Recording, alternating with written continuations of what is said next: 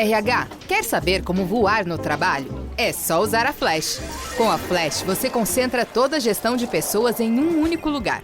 Faça a admissão dos colaboradores e solicite mais de 8 categorias de benefícios. Ah, e você ainda pode fazer todo o controle de ponto. Conheça o novo onboarding integrado da Flash em flashapp.com.br. Uma pausa no seu podcast para contar que chegou o novo Peugeot 2008. Um carro que impressiona até quem já viu de tudo. Conheça uma experiência de puro prazer em dirigir com acabamento sofisticado e design inconfundível. Descubra como conforto e tecnologia podem elevar o nível da sua experiência de direção. Conheça o novo Peugeot 2008 e deixe a inspiração te guiar.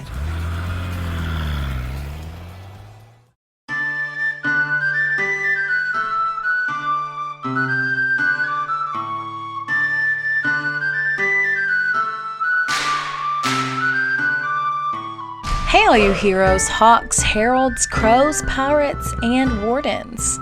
Welcome to the Dragon Age Lorecast, where we unpack, discuss, and galaxy brain about all the lore behind the Dragon Age series.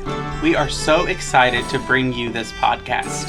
Every episode, we'll be talking about a different topic in the Dragon Age universe, from character deep dives to exalted marches and elven gods. We will cover it all. There will be spoilers. And always remember, swooping is bad.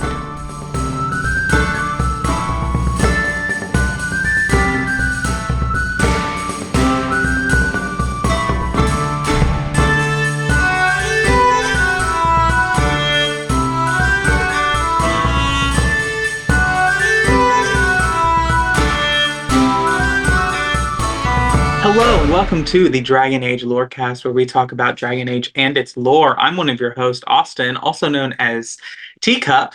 I almost said She-Cup, and that's not who I am. But that being said, here you are. I'm She-Cup. Thank you for welcoming me. Yes, you are She-Cup. I'm Teacup, or Austin, or this is She-Cup, or Shelby. And we are here for another patron chat. And so we have our lovely patrons here with us. And I will take a moment here to allow them to introduce themselves. And so we will start with C.W. Rogers. Hi, I'm Charles. You can find me in the Discord at CW Rogers 6. And then we have LVCC13. Hello, everyone. I am LVCC13, or Lizzie. All right. And then last but not least, the Crimson Knight. Hello, I'm the Crimson Knight, or Steven. Yeah, and so we're here to talk about how much we all hate Anders. That is the patron chat topic. Anders, why he is terrible. Go. Okay, that is not what we're talking about today at all, which all of you that are here with us know. Instead, we're going back to Ferelden for a little bit, which... Anders is from Ferelden. Anyway, we're going back to Ferelden for a little bit, and we will be discussing what happens to the Ferelden throne in the next generation, possibly during Veilguard or even later.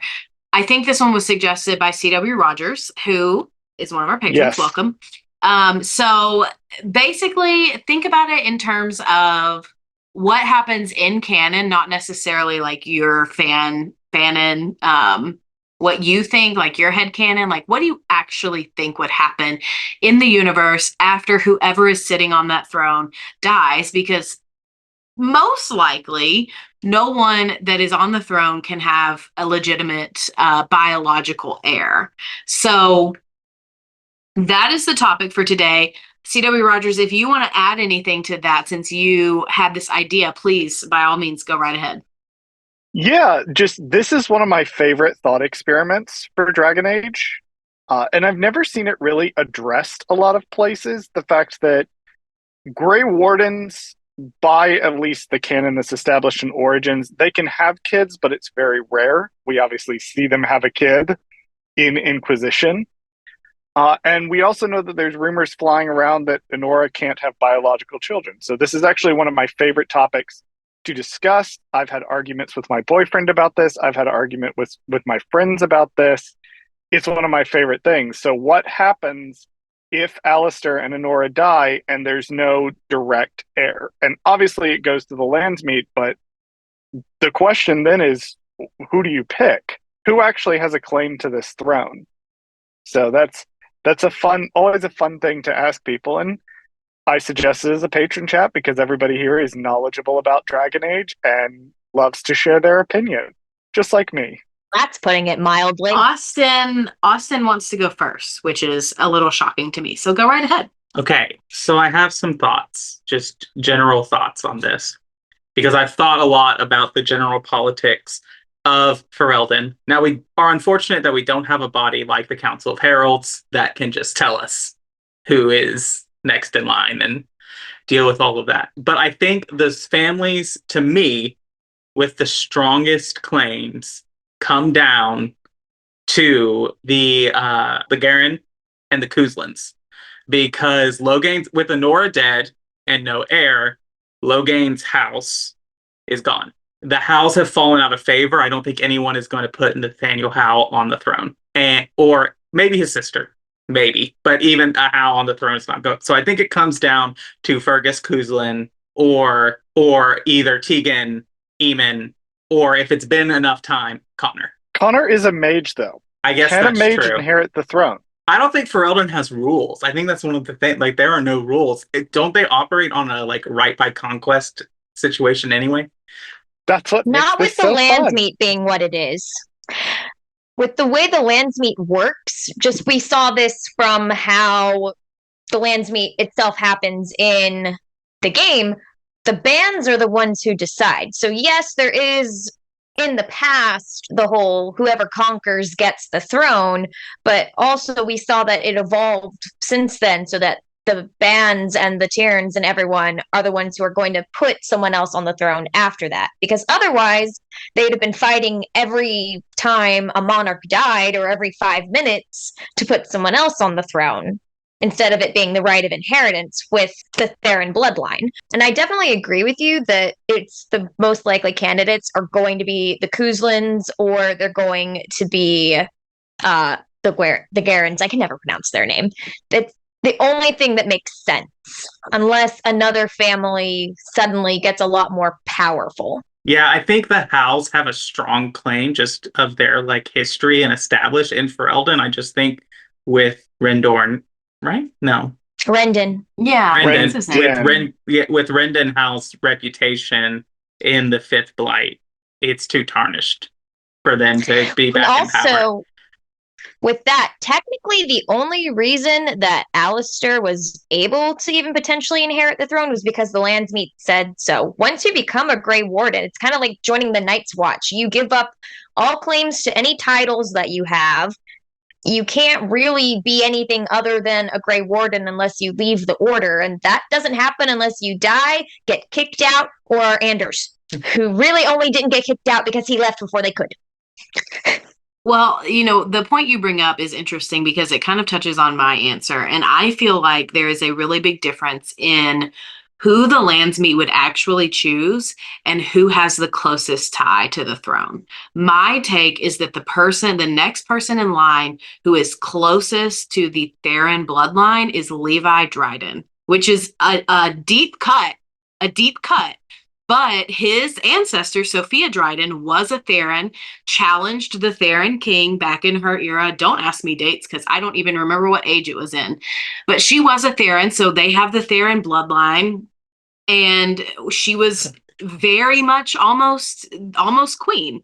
So I feel like he is the next one closest, bloodline wise, but I don't think that the Landsmeet would ever choose him, because the Dryden family has been politically reviled in Ferelden for ages at this point. Kind of the same reason. You stole my answer right out from house. under me. I'm so sorry. Right out from under me. So sorry. I was coming in fully prepared because I just got to the party camp last night in Origins and talked to Levi Dryden. And I was like, wait a minute. They have Theron blood. That was going to be one of my potential answers, was actually the Drydens. I don't know if we're talking, several decades later. Obviously, the Drydens are very reviled. at the time, they've fallen out of favor at the time of Origins. But we're also talking 20, 30 years later. And if Alistair had a close relationship or some sort of relationship with the Dryadens, they had a good relationship with the Wardens. Levi claims, I don't know how much I believe Levi on this, but Levi claims that they were some of the people that helped bring the Wardens back to Ferelden. So it's possible in 20, 30 years, especially if, the Landsmeet is not going to choose Connor because they don't want to put a mage on the throne, that it's entirely possible that a Dryden descendant could wind up on the Ferelden throne purely by their connection to Sophia Dryden if the winds change. I don't think it's an unreasonable thing to put forward. Not at the time of Origin. Plus money talks. Plus money talks. They are really well off.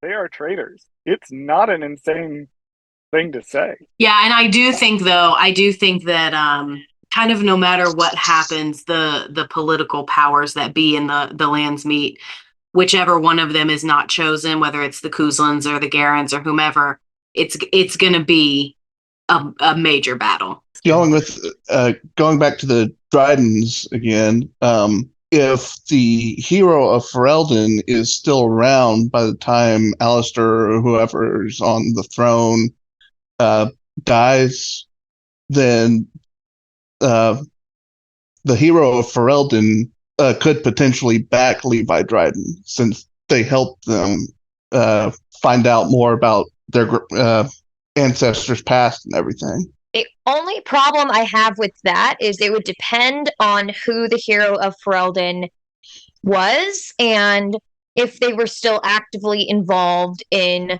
Ferelden politics, because chances are they only are tangentially if they actually stuck around in Amaranthine long enough to not see it destroyed. So they would technically have a seat in the Landsmeet because they are the Arl of Amaranthine. But I also think Amaranthine technically falls under the jurisdiction of the Tourneur of Highever after a certain point. It's a little confusing. I'd have to actually go back and research that.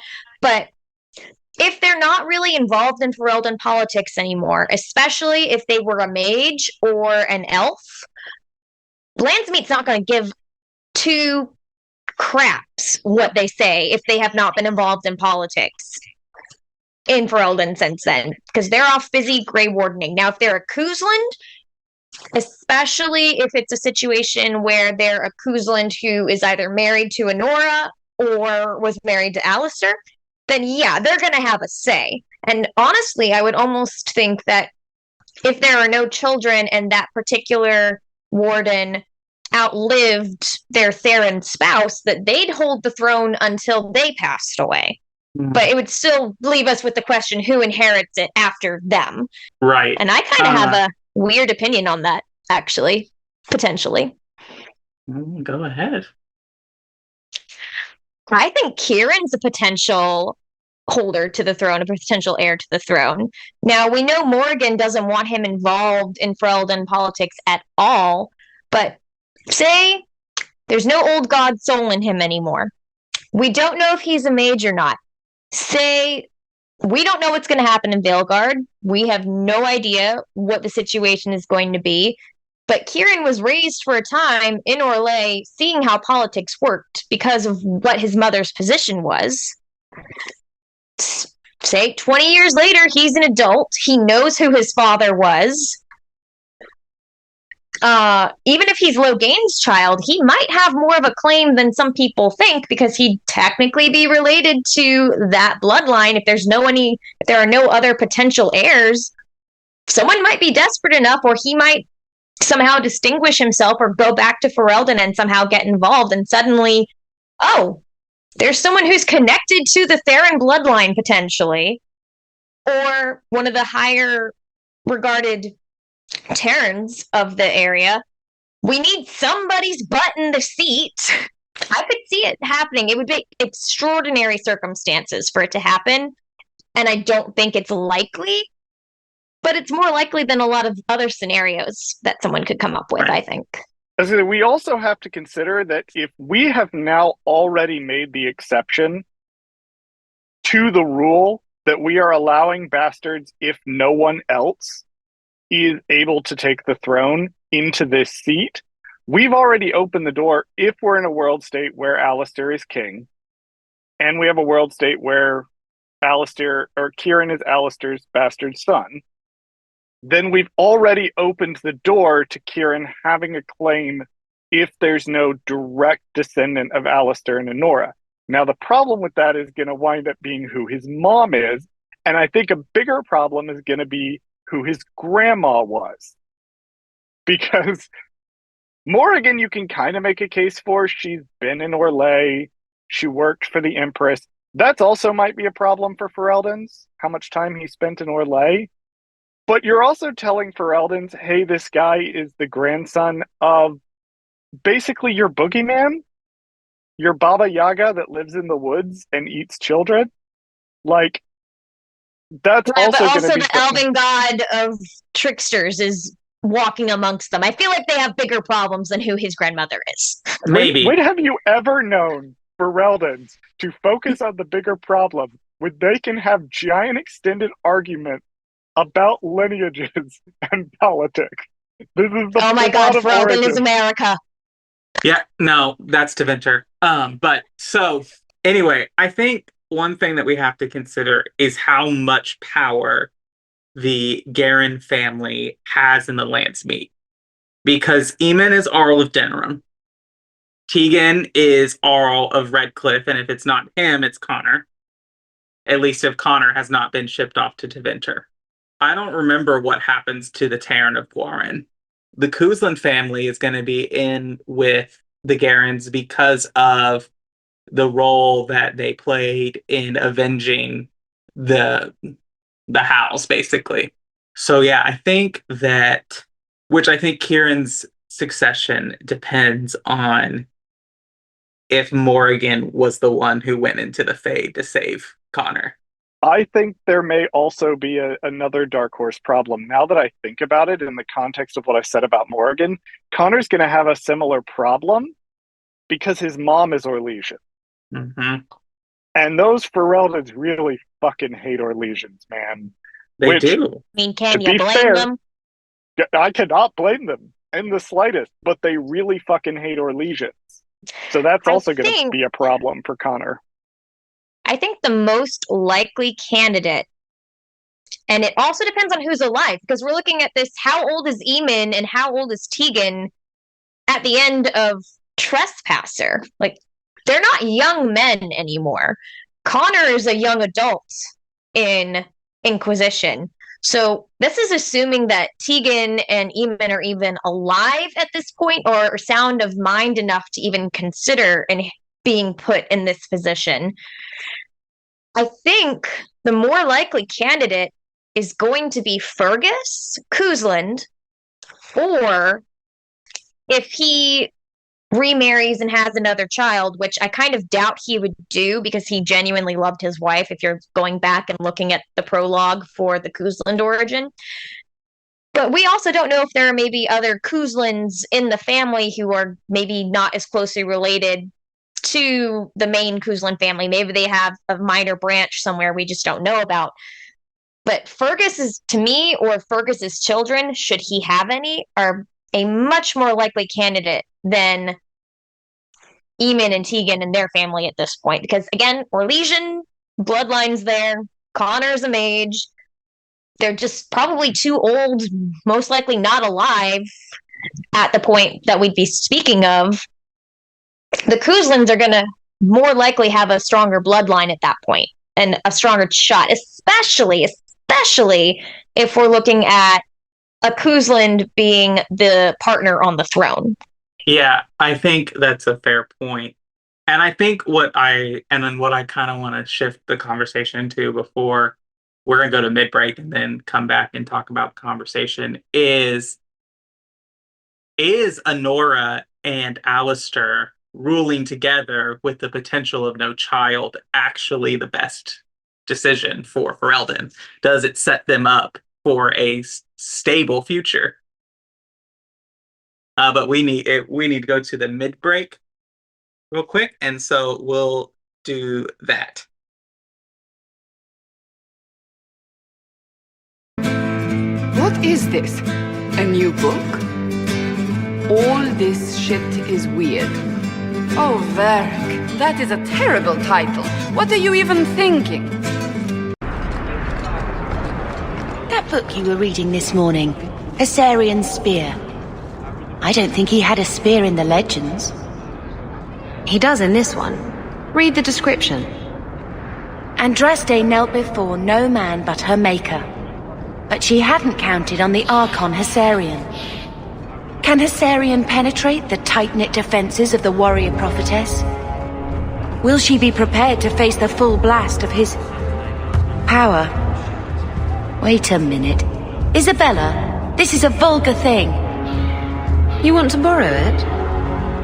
No! You sure? It has pictures. Not listening, I'm not listening. But it could also have Hawk's signature on it. So welcome to the middle of the show where we take time to thank our patrons. Thank you to all of our patrons, like the ones here on the show with us. Thank you to our first patrons, Genesis and Lisa M. We have no new patrons to read this time. Our next patron chat is the last patron chat before Dragon Age: The Veilguard releases. So that's exciting. We're over halfway through September at recording this, which means it is almost Dragon Age month. It's coming.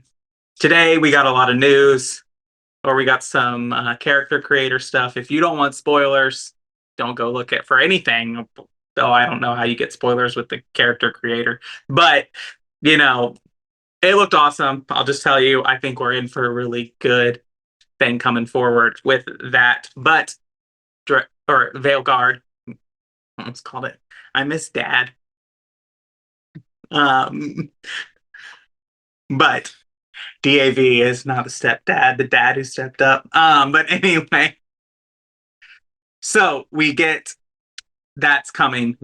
The Veilguard is coming, and we are very excited for that. We also have no new reviews. If you'd like to support us but can't support us on Patreon, you can leave us ratings or reviews on Apple or Spotify. And if you leave us 5 stars and some kind words, we will read it out on a future episode of the show. And like I said, we are caught up. So if you've ever been waiting, now's the time, because you're basically guaranteeing that your review will be read next. Lastly, come and join the Discord and hang out with us. It'll be a great time. Cups Podcasting and more Discord. You can find that on our website. You can find that in the episode description. There are lots of places to find that. Come and hang out with us. Talk about the Veilguard. Talk about everything. We do have spoiler-free channels. So again, if you're worried about spoilers, you can come and talk about that without fear of getting anything spoiled. But if you do want to talk about spoilers, we have spoiler channels too. So there's all kinds of stuff. All right, I think that is all I have for the middle of the show. All right, let's get back into it.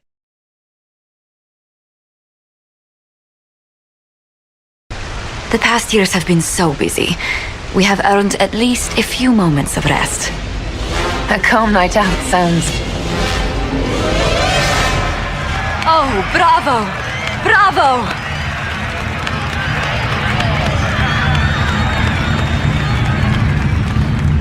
Was the woman in gold playing a king? Who was the man in feathers? Oh, it's all very simple. The first actor's mask is determined by...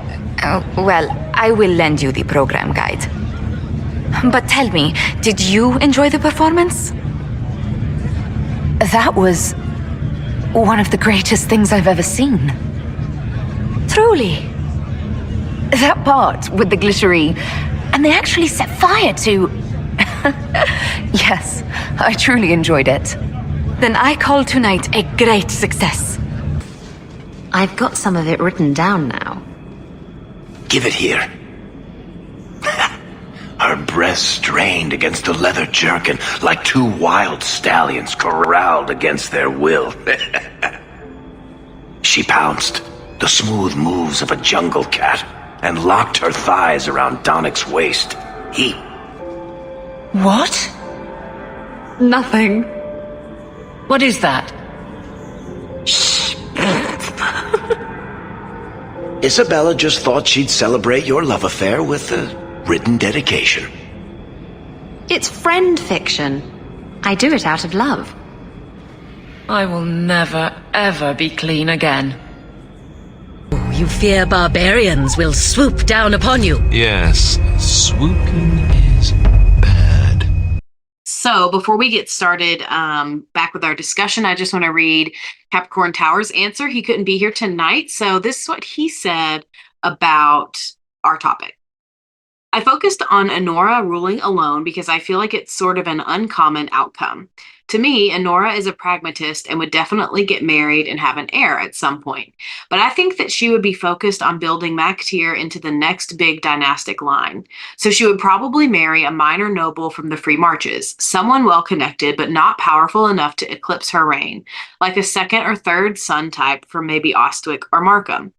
Inheritance does seem to still be somewhat patrilineal in Thedas, though it is notable, for example, that Selene is maybe the only empress in the history of Orlais, to my knowledge. So there may be some legal maneuvering or Nora would need to do to ensure her heir takes the name Mactyr. I can't decide that if she would girl boss it and change the laws so that matrilineal inheritance is permitted, or if she would try for a male child and sort of hyper-launch him into rulership while functioning as his regent. I think the Landsmeet would be mostly agreeable to Anora, since she would have had the most time between her and Alistair to forge alliances with the Bans and Arls. And that is Capricorn Tower's answer. With the fact that Ban Alfstana exists, and she was the one who inherited versus her brother, and albeit, yes, he did join the Templars, but she is still the one who inherited. So, like, for example, Ban Alfstana got married. Whoever married her would be taking her family name, I'm sure, unless she married another higher ranking member of the Landsmeet or from another higher ranking part of Thedas. So whoever Anora marries is going to take her family name and all of that, unless she's like married to a Kuzland or to Alistair. So I think that actually that would work better than most people think, especially if she's doing the second or third son route. That second or third son would be like, cool, taking that name. I'm suddenly higher ranking than all my brothers. Ha!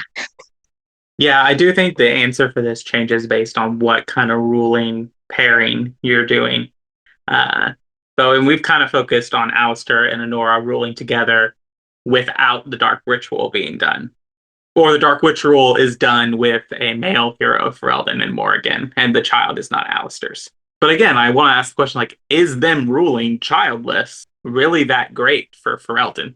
In the short term, I'd say yes. Because somebody needs to put this place back together after the Blight. And it really boiled down to these two. If there were any other options that could have come forward in this particular crisis, they would have come forward. And we see in the Anora and Alistair marry ending, particularly the one where he's off like kissing babies and shaking hands, and she's off like running the entire country, that seems to work out pretty well for Ferelden because both of them just want to do that. So I think in the short term, yes. I think in the long term, I couldn't really see an option that avoids a succession crisis. There really isn't one that I can see. Just in terms of what we know about the lore and the Grey Wardens and like their fertility rates and what's established in the calling and all that, it was always going to be an issue, I think. I think if it's Alistair and Anora ruling, especially if Alistair is not off doing the kissing babies, just being the face of the throne, if he's actually taking it seriously, which is what I always do, regardless of whether or not a Kuzlan is in the throne with him, I think that he and Anora would actually sit down and have a discussion to make sure that this did not happen again, that they would have a plan. They obviously know that Alistair potentially being able to conceive a child is probably not going to happen because he's a Grey Warden, even though we know, obviously, that it is more than possible, given the circumstances. We don't know if Anora is the one who is having fertility issues or if Caitlin was the one with fertility issues. That's not something that can be proven either way, given the world of Thedas, unless there's a lot more that they can find out with magic than they've told us. So they would have to actually seriously have that discussion. Hey, what are we going to do about whose butt is going into this seat next?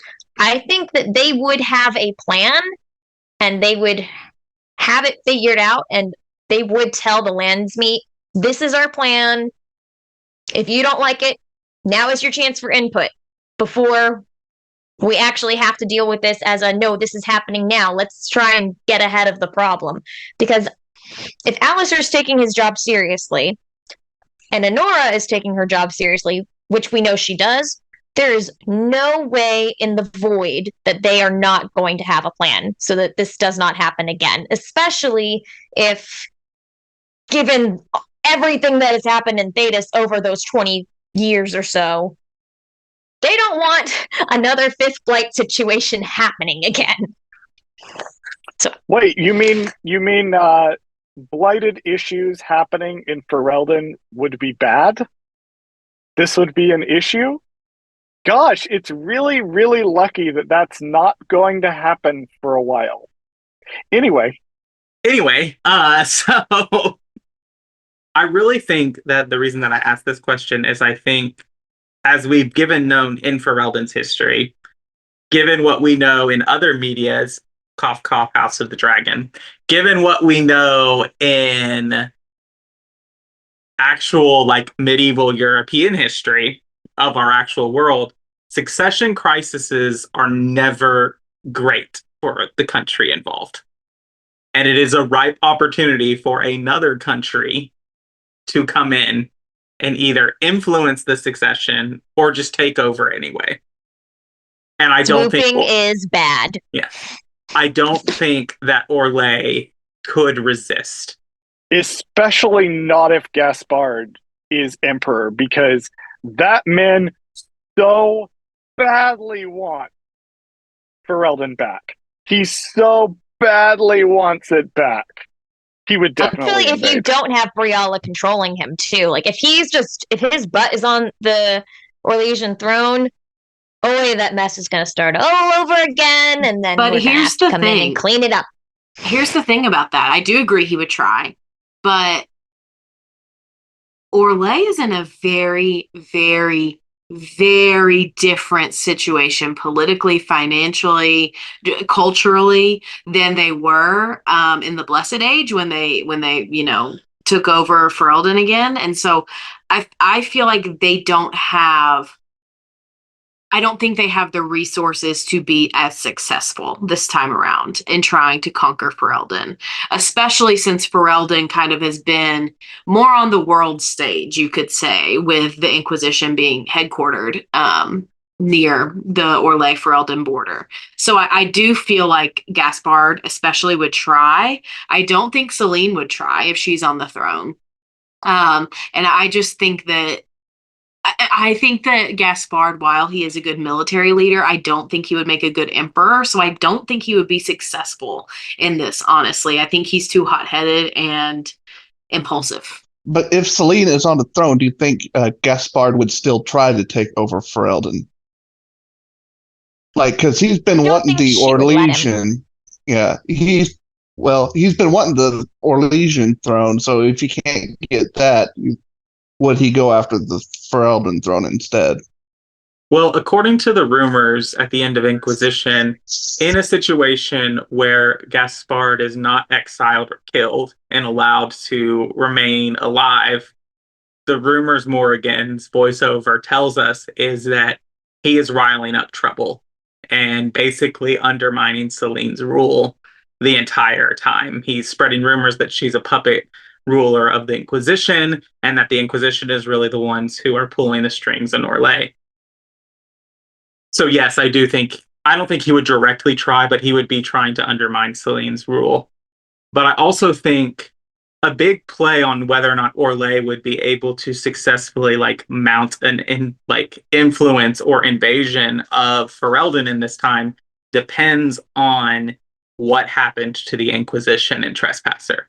I think if the Inquisition is a peacekeeping force under Divine Victoria, there is not any of the three options for Divine Victoria that are going to allow Orlais to invade Ferelden. Rivienne might if someone argues with her well enough about it, but only if she sees there's something in it for her. No, and chances are there's not anything in it for her. I don't even would argue because Vivienne, similar to a lot of people in Iron Bull too is so focused on the everyday person. And Vivian would see that as chaos for the everyday person. That is true. I think Gaspard would not try and actually invade Ferelden if he's not the Emperor himself. I think if he is the Emperor and he's not being controlled or influenced by Briala, I think he'd definitely try, like you said, Shelby, because what do people do in leadership positions when they're trying to distract people from problems at home?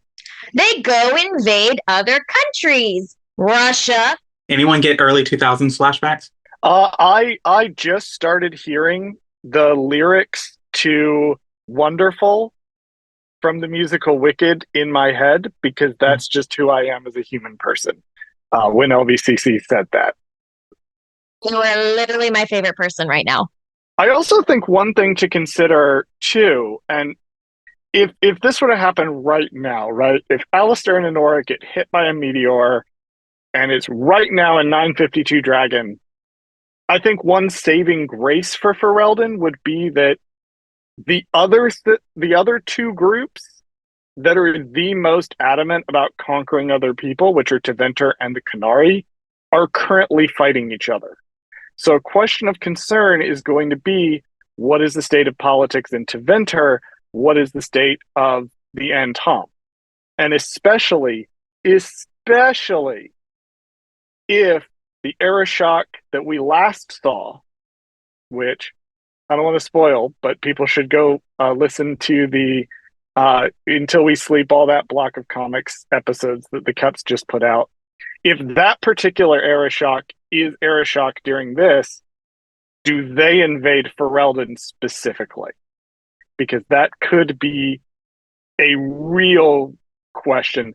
I was talking on a show the other day about how a lot of times, like, war, particularly in like fictional war, boils down to like a handful of like 5 or 6 people having beef, and then thousands, if not tens of thousands, if not millions of people die, depending on the setting. So who is the Arishok and what are the state of Tevinter and Qunari? That's also going to be a question that settling the Ferelden succession is going to hinge on, and also what is the state of things? Do we have to make a succession decision quickly? Can we take our time with it? Are other nations going to be influencing this particular decision? The Free Marches is right next door. Kirkwall's like right there, and they have a huge Ferelden diaspora. They probably still have it because Aveline's still like in a major position by the end of Inquisition. So, gosh, I love Thedas politics. Aveline for Queen of Ferelden. Yes, bring Aveline back and put her on the throne. She's too Orlesian, even though she's not Orlesian. But anyway, so Derek would totally sponsor her just so that he could start making more mischief in Kirkwall without her on his back, except she would just still harass him. Yes, agree. I also think it all depends, and I'm going to bring it full circle here. Did Anders live, and is he in Ferelden? Because then Sebastian is coming. In all my playthroughs, no, he's definitely dead. Yeah!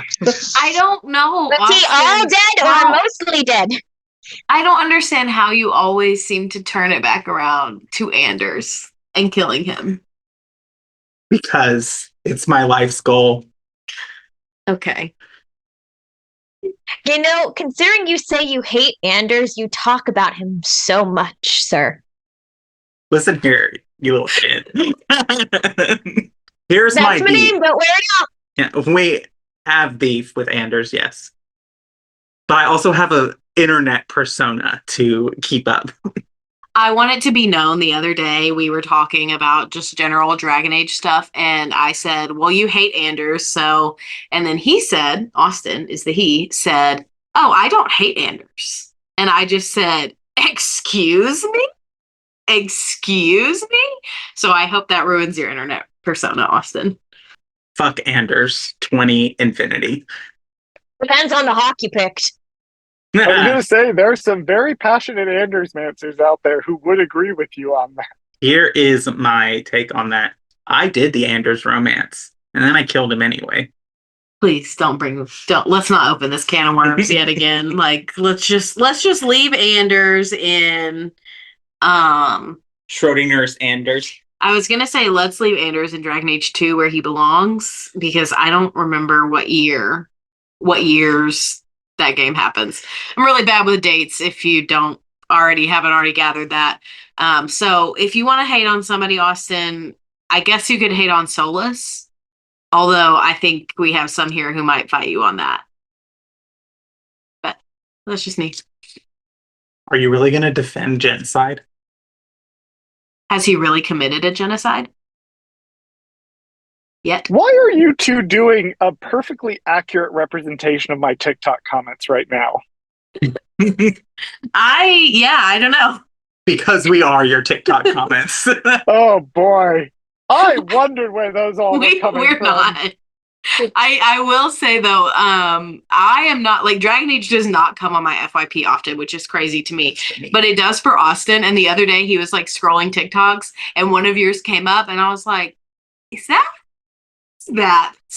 here?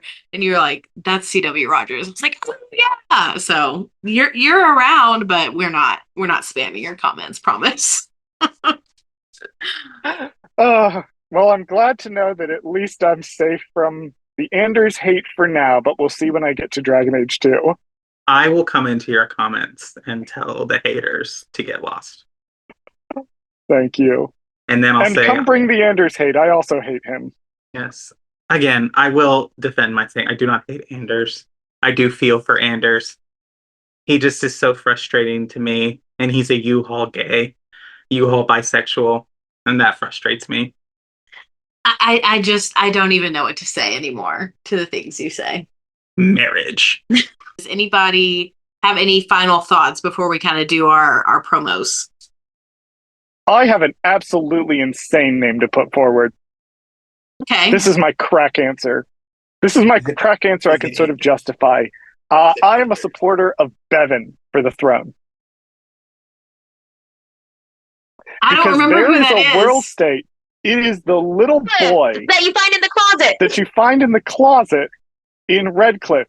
Because there is a world state where his sister can marry Ban Tegan, which would make her the Arlessa, which would make him a noble. And yes, he may not have the Theron blood, but fuck it. I like the idea of finding this kid in the closet, and then 40 years later, he becomes the king of Ferelden.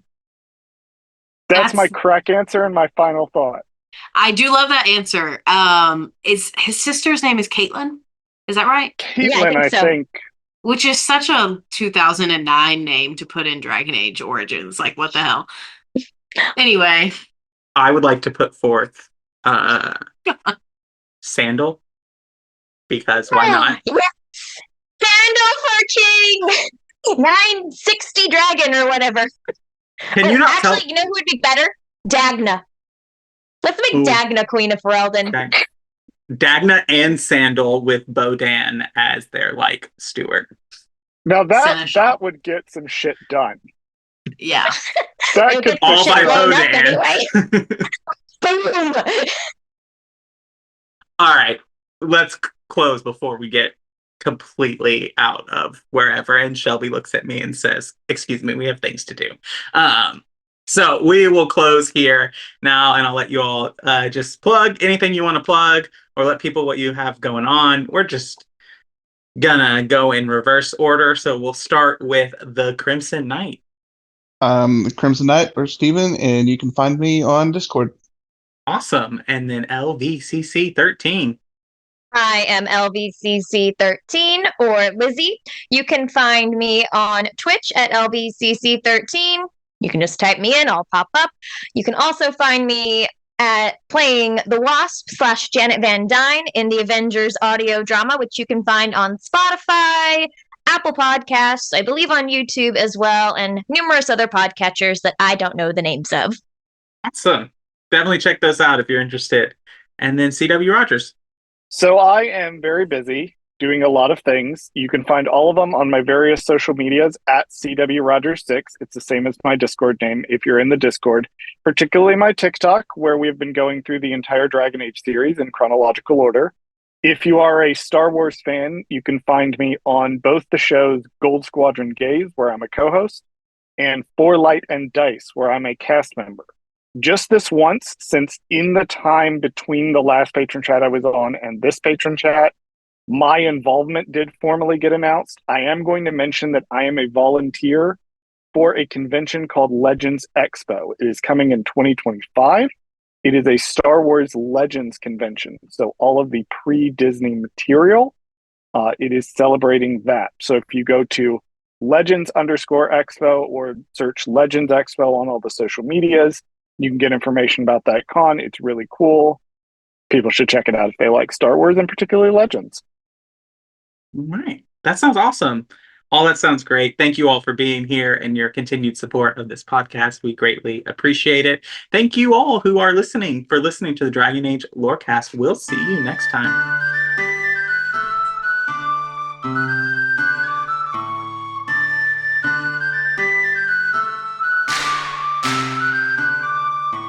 Thanks for listening to the Dragon Age Lorecast. You can find us on Twitter at DA Lorecast. If you have any lore questions, topics to unpack, or side character suggestions, join our Cups Podcasting and More Discord server. It's easily the best place on the internet. You can also support us financially through our Patreon. You can find us there on patreon.com/DragonAgeLorecast. The Dragon Age Lorecast is part of the Robots Radio Network. For more information about the Robots Radio Network, join the Discord server via the link in our episode description. If you enjoyed the show or learned something new today, please subscribe, leave us a review, and join the Patreon. And if you enjoyed our intro and outro music, give a big thank you to Pipeman Studios. Thank you, Pipeman. Thanks again for listening to the Dragon Age Lorecast. We'll see you next time.